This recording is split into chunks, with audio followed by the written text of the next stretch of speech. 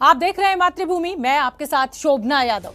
पाकिस्तान की इंटरनेशनल बेइज्जती हो रही है। पाकिस्तान और न्यूजीलैंड के साथ मैच से ठीक पहले न्यूजीलैंड की टीम ने मैच खेलने से इनकार कर दिया है। पाकिस्तान और न्यूजीलैंड टीम के बीच रावलपिंडी में 3 वनडे और लाहौर में 5 T20 मुकाबले खेले जाने थे। आज पहला मैच था। उससे पहले न्यूजीलैंड की टीम ने सुरक्षा कारणों का हवाला देकर मैच खेलने से इनकार कर दिया। न्यूजीलैंड की टीम वापस देश लौट रही है। प्रधानमंत्री इमरान खान ने न्यूजीलैंड के प्रधानमंत्री से बात भी की, लेकिन मैच से ठीक पहले न्यूजीलैंड ने पाकिस्तान के साथ खेलने से इनकार किया। इमरान खान कितने भी दावे करें, सुरक्षा के कितने भी वादे करें, लेकिन न्यूजीलैंड की टीम ने वहां खेलना सुरक्षित नहीं समझा और सुरक्षा कारणों का हवाला देकर न्यूजीलैंड की टीम वहां से वापस लौटने की तैयारी कर रही है। तो न्यूजीलैंड की टीम ने मैच खेलने से इनकार कर दिया है। पाकिस्तान और न्यूजीलैंड की टीम के बीच रावलपिंडी में 3 वनडे और लाहौर में 5 T20 मुकाबले खेले जाने थे। आज पहला मैच था और पीसीबी का यह बयान सामने आ गया है। आज न्यूजीलैंड की टीम ने सुरक्षा का हवाला देकर खेलने से इनकार किया। हमने न्यूजीलैंड की टीम को पूरी सुरक्षा का वादा किया। हमारे पीएम ने न्यूजीलैंड के प्रधानमंत्री से बात की। हम चाहते हैं कि न्यूजीलैंड दौरा रद्द ना करे। ये पाकिस्तान क्रिकेट बोर्ड का बयान। आखिरी वक्त में दौरा रद्द होने से पाकिस्तान में क्रिकेट के प्रशंसक मायूस होंगे। आज न्यूजीलैंड की टीम ने सुरक्षा कारणों को लेकर सीरीज टालने का एक तरफा फैसला लिया। तो ये पीसीबी का रिएक्शन आ चुका है, बयान जारी किया। आज न्यूजीलैंड की टीम ने सुरक्षा कारणों को लेकर सीरीज कैंसिल करने का एक तरफा फैसला लिया। हमारे साथ इस खबर पर दो सहयोगी जुड़ रहे हैं, आशीष कुमार सिंह और कुंतल चक्रवर्ती। न्यूजीलैंड ने पाकिस्तान में अपने खिलाड़ियों की सुरक्षा को लेकर किस तरह की चिंता व्यक्त की है, आखिर क्यों दौरा ये रद्द करना पड़ा है, जान लेते हैं। कुंतल, मैं आपका पहले रुख करूंगी क्योंकि आप स्पोर्ट्स कवर करते हैं। ये एक बड़ा झटका है, कहीं ना कहीं न्यूजीलैंड के पास कुछ ऐसी सूचना जरूर पहुंची होगी जो इतना बड़ा फैसला लिया। क्या जानकारी आपके पास? बिल्कुल, इस तरह की सूचना तो जरूर पहुंचा। इस वजह से ही मैच से कुछ देर पहले ही इस तरह का फैसला लिया गया है और न्यूजीलैंड क्रिकेट बोर्ड की तरफ से ये कहा गया है कि ये सरकार की तरफ से साफ कह दिया गया है उनको कि मैदान पर ना जाएं और सीरीज ना खेले। इस वजह से रावलपिंडी और लाहौर में जो 3 एक दिवसीय मैच और 5 T20 मैचेस खेले जाने थे, इस पर यहाँ से हट गई न्यूजीलैंड की टीम और अब ये मैचेस नहीं खेलेंगी। वो तो जो दौरा है पूरा रद्द कर दिया गया है। और सबसे बड़ी बात देखिए, पाकिस्तान क्रिकेट बोर्ड के लिए एक बहुत बड़ा झटका है इस वजह से, क्योंकि ये कई 100 करोड़ रुपए का नुकसान इस वजह से होगा, क्योंकि बहुत सालों के बाद पाकिस्तान में ये सीरीज होना था। क्योंकि पाकिस्तान क्रिकेट बोर्ड जो है अपना होम सीरीज ये UAE अरब अमीरात में खेल रहा था, पाकिस्तान की टीम खेल रही थी। तो कहीं ना कहीं ये बहुत बड़ा झटका है और फिर से जो बड़े जो क्रिकेट प्लेइंग नेशंस हैं इसके आगे वो भी जाकर फिर से नहीं खेलेंगे, क्योंकि बीच में जिम्बाब्वे वेस्ट इंडीज़ की तरह जो टीमें हैं, छोटी टीमें हैं, वो पाकिस्तान में जाकर क्रिकेट खेली थी। लेकिन न्यूजीलैंड, ऑस्ट्रेलिया, इंग्लैंड, भारत जैसे जो क्रिकेट के जो पावरफुल नेशंस हैं वो जाकर पाकिस्तान में पिछले 13 सालों से क्रिकेट नहीं खेला है। तो ये वापस जो न्यूजीलैंड 18 सालों के बाद ये सीरीज खेलना था न्यूजीलैंड को, तो इस सीरीज को न्यूजीलैंड नहीं खेलने की ये जो निर्णय लिया है, इस वजह से बहुत बड़ा एक झटका पाकिस्तान, बहुत बड़ा झटका। आशीष का मैं रुख करना चाहूंगी। आशीष, देखिए, फाइनेंशियल लॉस यानी पैसे का नुकसान तो है ही है, लेकिन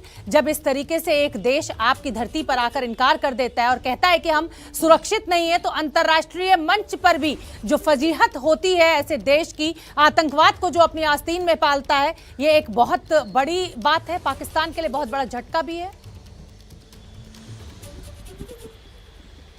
जी हाँ, बिल्कुल। और ख़ास करके तब जबकि उस सोवरेन देश का प्रधानमंत्री एक इतने बड़े मल्टीलैटरल इवेंट में हिस्सा लेने के लिए दुशानबे में शामिल है, उस वक्त इस तरह की बड़ी एम्बैरेसमेंट होना। शोभना, अभी अब से कुछ देर पहले मैंने पाकिस्तान में प्रधानमंत्री कार्यालय के कुछ अपने सोर्सेज से बात की, जिन्होंने यहाँ तक बताया कि जब प्रधानमंत्री इमरान खान ने बात की न्यूजीलैंड के प्राइम मिनिस्टर से, तो उन्होंने कहा कि 111 बटालियन का जिक्र किया। 111 बटालियन में आपको बता दूं वो है जो कभी कभी जब भी पाकिस्तान में पाकिस्तानी सेना ने आर्मी कू किया है, तब ये बटालियन सबसे आगे रहती है। उस बटालियन तक को लगा देने का अश्योरेंस न्यूजीलैंड के प्राइम मिनिस्टर को इमरान खान ने किया और उन्होंने नहीं माना। निश्चित तौर पर इस तरह का उनको इनपुट होगा ज़रूर कि किसी तरह का हमला हो सकता है। ऐसा नहीं है कि पाकिस्तान में ऐसा पहले नहीं हुआ, हालांकि इस्लामाबाद बहुत ही ज़्यादा फोर्टिफाइड इलाका है और रावलपिंडी उससे नोएडा और दिल्ली की तरह सटा हुआ है। रावलपिंडी में आप सोचे GHQ है, आर्मी का हेडक्वार्टर्स है, उसके बावजूद हमने पाकिस्तान के दूसरे बड़े शहर लाहौर में बतौर लिबर्टी चौक पे भरे लिबर्टी चौक पर श्रीलंकन टीम पर बस में कैसे हमला हुआ था वो तस्वीरें शोभना आपको भी याद होंगी। खुद इस्लामाबाद में पूरा का पूरा मेरियट होटल उड़ा दिया गया था, उसका सामने का पूरा हिस्सा उड़ा दिया गया था। मुझे लगता है ज़रूर कोई कॉन्क्रीट इनपुट्स होंगे, इसके आधार पर यह फैसला किया गया है और बड़ी शर्मिंदगी होनी चाहिए पाकिस्तान को कि खुद प्रधानमंत्री के बात करने पर भी न्यूजीलैंड की प्रधानमंत्री राजी नहीं हुई। आशीष, यहाँ पर एक बात और समझनी पड़ेगी। पाकिस्तान ये कहता है कि हम तो खुद ही आतंकवाद से पीड़ित हैं, लेकिन ऐसे में तालिबान को सपोर्ट करना, ये खबर भी पूरी दुनिया भलीभांति जानती है। अब एक बड़े देश की क्रिकेट टीम सुरक्षा का हवाला देकर आपकी देश की धरती से वापस लौटने की बात करती है, तो जो दावे पाकिस्तान के द्वारा किए जाते हैं वो कहीं ना कहीं खोखले साबित होते हैं और इसीलिए वो विश्वास पैदा नहीं कर पाता और देशों के बीच में।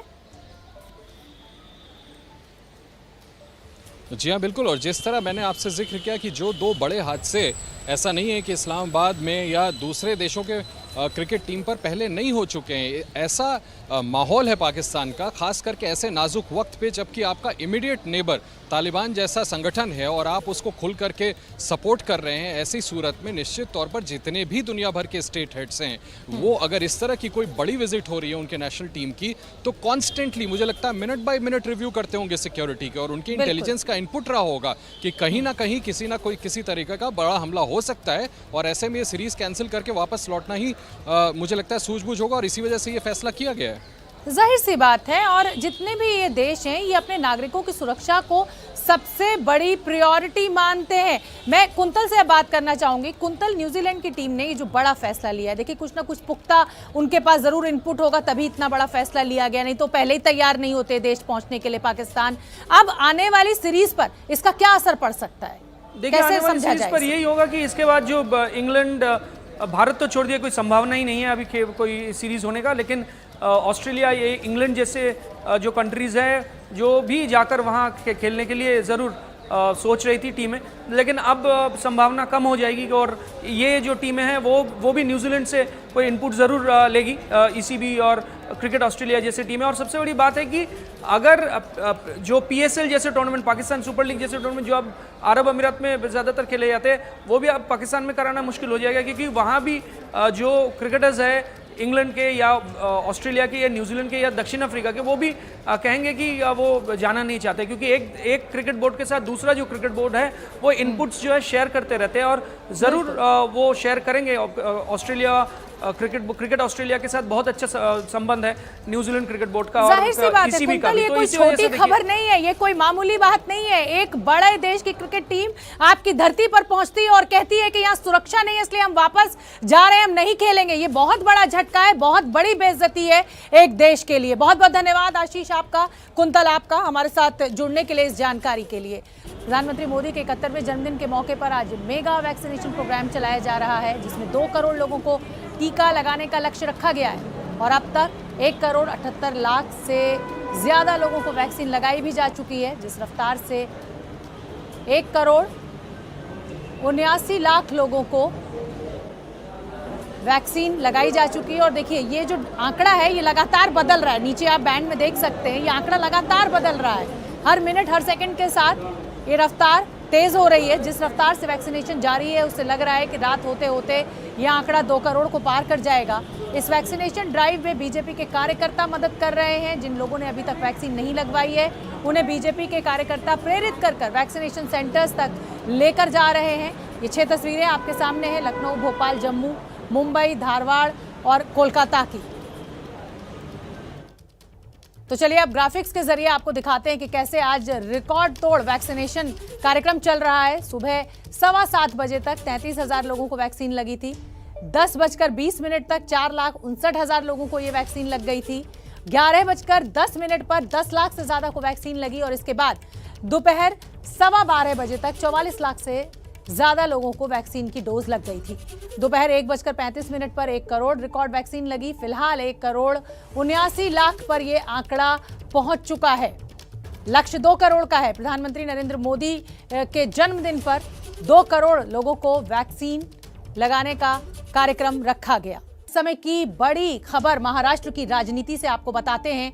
खबर यह है कि औरंगाबाद के एक कार्यक्रम में शिवसेना प्रमुख और मुख्यमंत्री उद्धव ठाकरे ने बीजेपी को भावी दोस्त बताकर राजनीति का पारा चढ़ा दिया है। जिस कार्यक्रम में उद्धव ठाकरे ने ये बयान दिया, उस कार्यक्रम में रेल राज्य मंत्री राव साहब दानवे मंच पर मौजूद थे। दानवे की ओर इशारा कर उद्धव ने ये बयान दिया और इसी के बाद से चर्चा का बाजार गर्म है। शिवसेना और बीजेपी साथ आ सकते हैं। उद्धव ठाकरे ने मंच से इशारों में ये बात की। शिवसेना बीजेपी में साथ आने की अटकलें तेज हुई इस बयान के बाद।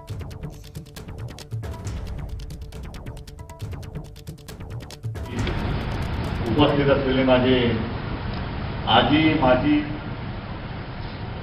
आणि एकत्र आले तर भावी सहकारी आणि जमलेल्या माझ्या बांधवांनो, भगिनींनो आणि मातांनो, आजचं हे व्यासपीठ आणि हा कार्यक्रम मला स्वतःला एक समाधान आहे की रावसाहेब, तुम्ही, आम्ही सगळेच जण राजकारण बाजूला ठेवून जनतेच्या हिताच्या गोष्टी करतो आणि मला असं वाटतं की जनतेला सुद्धा तेच अपेक्षित। शिवसेना के नेता और महाराष्ट्र के मंत्री अब्दुल सत्तार भी इस कार्यक्रम के में मौजूद थे, आयोजक थे और उन्होंने बीजेपी और शिवसेना के फिर से साथ आने की बात कही है। सत्तार ने कहा कि दोनों का रिश्ता बेहद पुराना है और साथ आने पर दोनों को ही फायदा होगा। आज सम्माननीय मुख्यमंत्री जी मराठवाड़ा मुक्ति दिन जो आज यहाँ स्वतंत्रता के रूप में मनाया जाता है, उसके लिए झंडा वंदन के लिए आए हैं। उसके संगत हमारा जिला परिषद की नई इमारत का भूमि पूजन था, उसके लिए भी राव साहब पाटिल दानवे साहब को मैंने विनती किया कि आप भी आओ। और सीएम साहब भी आने के बाद में उनकी बोलने की और उनके कान में कुछ बातें हुई, वो क्या हुई क्या नहीं हुई ये तो सम्माननीय मुख्यमंत्री महोदय और राव साहब पाटिल दानवे को ही मालूम है। लेकिन एक जो राजकीय भाषा का जो रूप था कि जो नए साथी आएंगे, ऐसे एक संकेत जो दिया है, इनके तरफ देख के दिया है राव साहब दानवे साहब के तरफ। तो अगर ये दोनों एक आए तो राज्य के विकास के लिए केंद्र सरकार की भी मदद मिल सकती। आज जो केंद्र सरकार और राज्य सरकार के बीच में निधि का अभाव, जो हमारा जीएसटी का पैसा है, जो नीति आयोग के उपाध्यक्ष आए थे, मुख्यमंत्री जी ने चर्चा किए और 50,000 करोड़ रुपए अभी राज्यों को आना है। तो ये जो पैसे की जो जिस तरह से केंद्र जो हमको हमारा हक का पैसा देना चाहिए वो नहीं मिलता, ये वाद भी खत्म हो जाएगा। और इनकी युति कुछ पहली नहीं है, पहले भी 25-30 साल इनकी युति रही है और वो युति का फायदा सारी जनताओं को और महाराष्ट्र के विकास के लिए हो सकता है। इसलिए अगर ये ऐसा कुछ होता है तो हमारी पार्टी में पार्टी सुप्रीमो, पार्टी के प्रमुख नेता उद्धव जी है। उद्धव जी ने अगर बोला होता है तो फिर वो युति होती है, उद्धव जी ने बोला है नहीं होती है तो फिर नहीं होती है। लेकिन मुझे लगता है कि भारतीय जनता पार्टी के नेताओं ने अगले 3 साल जो रहे हैं वो 3 साल भी मुख्यमंत्री जी उद्धव जी रहेंगे, ये अगर गारंटीज दिया तो मुझे लगता है कि एक अच्छा मुख्यमंत्री, एक सच्चा मुख्यमंत्री और विशेषता आपने देखा होगा कि नियोजनबद्ध संयमी मुख्यमंत्री बोल के जिनके नाम पे मोहर लगाई गई है हिंदुस्तान के अलग अलग चैनलों ने, अलग अलग लोगों ने, उसका फ़ायदा केंद्र और राज्य के बीच में एक समझौता रहा तो महाराष्ट्र के विकास के लिए अच्छा होगा।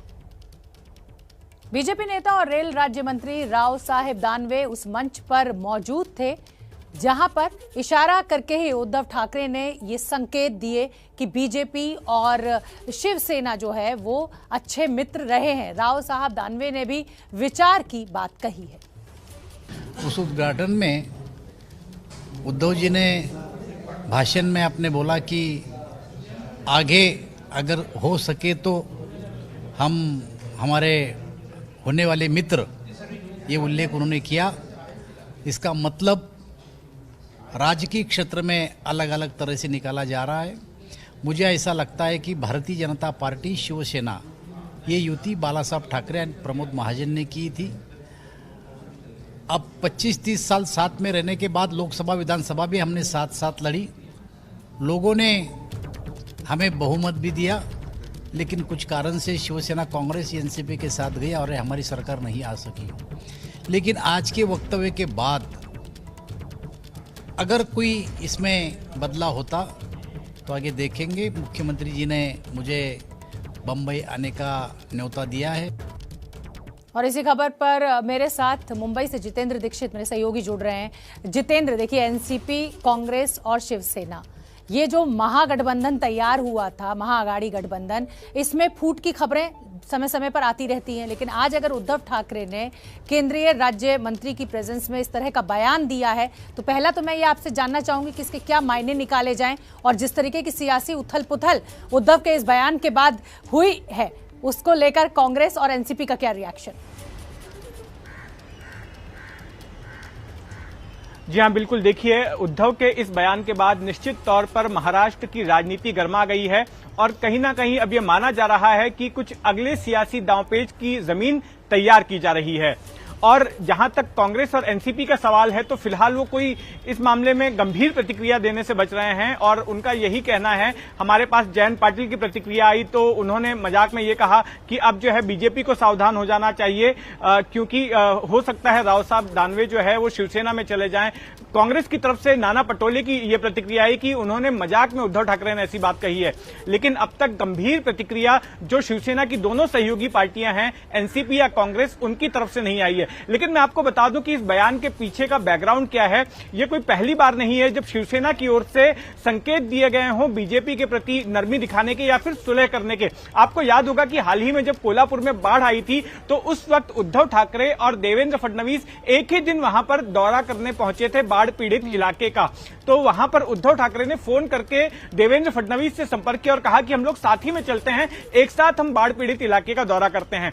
और उससे पहले शिवसेना के विधायक हैं प्रताप सरनाइक, उन्होंने उद्धव ठाकरे को खत लिखकर कहा था कि देखिए, हमने बीजेपी के साथ जो है अलगाव कर लिया। उसके बाद लगातार केंद्रीय एजेंसियां जो है हमारे नेताओं को फंसा रही हैं, उन्हें तमाम मामले उनके खिलाफ दर्ज किए जा रहे हैं और ऐसे में हमें बीजेपी के साथ सुलह कर लेनी चाहिए और फिर से एक बार साथ में आ जाना चाहिए। तो ये सब कुछ तभी से शुरू हुआ है। इस वक्त करीब 3 शिवसेना के ऐसे नेता हैं, कहीं ना कहीं उद्धव ठाकरे भी दबाव में है खुद शिवसेना के नेताओं के द्वारा, जिस तरीके से केंद्रीय एजेंसीज जो हैं उनकी रेड्स चल रही हैं। तो फिलहाल छोटा सा ब्रेक लेंगे मातृभूमि में, माफ कीजिए, अगली खबर हम आपको बताते हैं। बहुत बहुत धन्यवाद जितेंद्र दीक्षित आपका। आज प्रधानमंत्री नरेंद्र मोदी का जन्मदिन है। पूरा देश मोदी के जन्मदिन का उत्सव मना रहा है। बीजेपी कार्यकर्ता अलग अलग कार्यक्रम आयोजित कर रहे हैं और सबसे खास यह है कि काशी में मोदी का जन्म उत्सव कल शाम से ही शुरू हो चुका है। प्रधानमंत्री नरेंद्र मोदी के जन्मदिन पर ये काशी का जश्न है।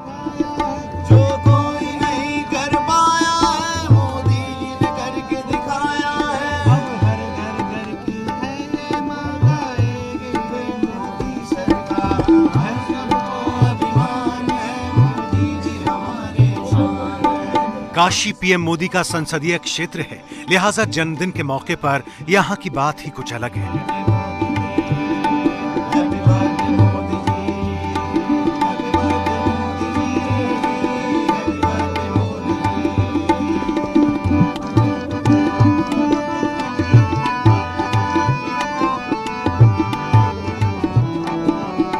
ढोल, झाल और हारमोनियम के साथ नाव पर सवार होकर समर्थक पीएम को गीत के जरिए शुभकामनाएं दे रहे हैं।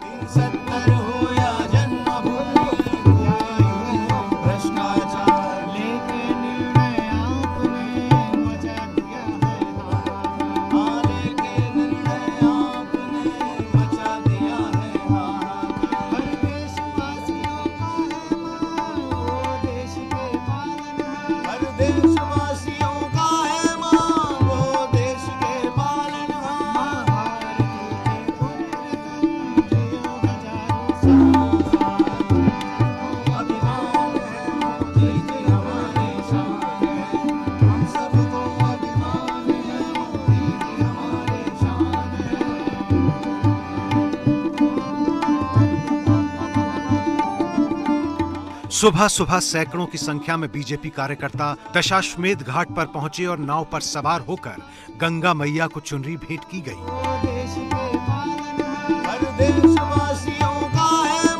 चुनरी चढ़ाने पहुंचे बीजेपी के कार्यकर्ता हाथ में पीएम की तस्वीर लिए हुए थे।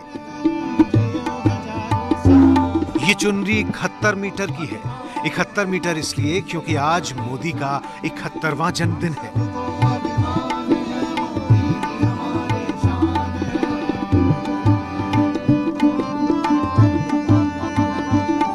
वाराणसी के सांसद, देश के यशस्वी प्रधानमंत्री का आज जन्म दिवस है और काशी के जन जन में वो बसते हैं। तो आज भारतीय जनता पार्टी के कार्यकर्ता के साथ साथ काशी पे रहने वाले आम जन भी मोदी जी का जन्म दिवस मना रहे हैं और अद्भुत दृश्य हम सबको देखने को मिल रहा है। 71 मीटर की चुनरी मोदी जी के स्वास्थ्य और मोदी जी की समृद्धि और मोदी जी के सुख शांति और यशस्वी होने के लिए 71 मीटर की चुनरी का आज मां गंगा को दिया गया, अर्पित किया गया। गीत, संगीत और श्रद्धा भाव के साथ समर्थक प्रधानमंत्री को जन्मदिन की बधाई दे रहे हैं, तो भक्ति का भाव भी जन्मदिन के जश्न में सराबोर है।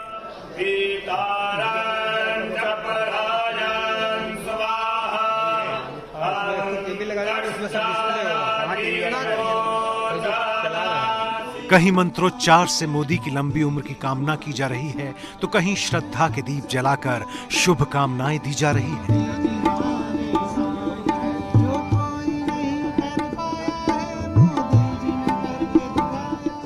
काशी में मोदी के जन्मोत्सव को नमो उत्सव का नाम दिया गया है और ये उत्सव एक दिन पहले से ही शुरू हो चुका है। गंगा घाट पर दीप जलाकर आरती के साथ प्रधानमंत्री को जन्मदिन की बधाई दी गई, तो काशी के मंदिरों में अखंड कीर्तन का पाठ गुरुवार से ही शुरू हो चुका है। 71 किलो लड्डू का भोग भी लगाया गया है। केंद्रीय गृह मंत्री अमित शाह ने तेलंगाना मुक्ति दिवस पर तेलंगाना के निवासियों को शुभकामनाएं दी और कहा कि 2024 में तेलंगाना में बीजेपी की सरकार बनेगी, ओवैसी का नाम लिए बगैर। गृह मंत्री अमित शाह ने कहा कि बीजेपी मजलिस वालों से नहीं डरती है। ये संग्राम है मजलिस के डरकर चलने वाली सरकार के खिलाफ। ये संग्राम है, ये संग्राम है परिवारवाद चलाने वालों के खिलाफ संग्राम। हमारे भाई राजेंद्र तेलंगाना आंदोलन से उनके साथ थे। क्यों भारतीय जनता पार्टी में आए? क्योंकि वहां उनके लिए कोई स्कोप ही नहीं है। वहां एक ही परिवार का शासन चलता है, पिताजी, बेटा और बेटी। ये संग्राम मोदी जी के नेतृत्व में पूरे देश भर के अंदर विकास का जो यज्ञ चल रहा है, इससे आज तेलंगाना पिछड़ रहा है। तेलंगाना के गरीबों के लिए संग्राम है। ये संग्राम तेलंगाना के आदिवासियों के लिए संग्राम है। ये संग्राम तेलंगाना के दलितों के लिए संग्राम है और ये संग्राम तेलंगाना की माता और बहनों की सुरक्षा के लिए संग्राम। वैक्सीन का लक्ष्य अब बेहद करीब है। 1 करोड़ 95 लाख वैक्सीन, 96 लाख लीजिए लोगों को वैक्सीन लग चुकी है और ये लगातार आंकड़ा बढ़ रहा है। कोविन ऐप पर अगर आप देखेंगे तो बहुत तेजी के साथ ये ड्राइव आगे बढ़ रही है। आज की तारीख में जब प्रधानमंत्री नरेंद्र मोदी का 71वां जन्मदिन है, 2 करोड़ लोगों को वैक्सीन लगाने का लक्ष्य निर्धारित किया गया और बहुत करीब है इस आंकड़े को छूने का, इस रिकॉर्ड को बनाने का, वैक्सीन लगाने का। ये जो ड्राइव पूरा चलाया जा रहा है, आप देख सकते हैं 1 करोड़ 96 लाख लोगों को ये वैक्सीन लग भी चुकी है। पीएम मोदी के जन्मदिन के मौके पर ये रिकॉर्ड वैक्सीनेशन की ड्राइव चलाई जा रही है जो लक्ष्य के बेहद करीब है और ये आंकड़ा लगातार आगे बढ़ रहा है। 2 करोड़ वैक्सीन लगाने का लक्ष्य रखा गया है, 1 करोड़ 96 लाख लग भी चुकी हैं।